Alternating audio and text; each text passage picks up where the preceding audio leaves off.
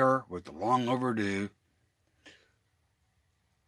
Starsky and Hutch Trino striped tomato wheel swap reassembly and final review.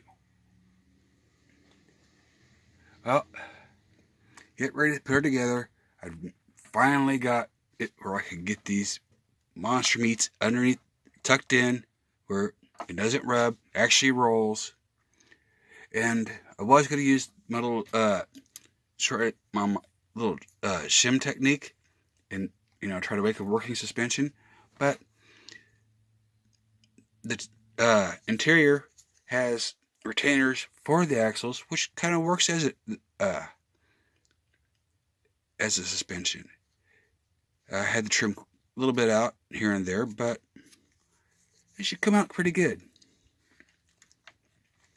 Well, I'm going to get this thing put together and I'll give you the final results.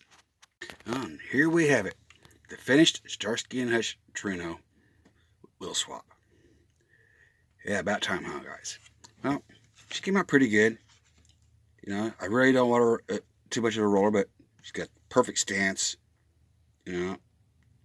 She looks really good. And it looks just at home now.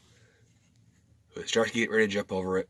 Unfortunately, I have not found me a Lincoln four-door, so Hutch can beat the criminal's head against the hood to recreate the opening scene. Well, I guess I'll find that one someday. In the meantime, hope you all enjoyed it. Sorry it took so long. This actually would have been to you sooner, but been sick this week and just hadn't really been feeling it. Got some really good projects coming up.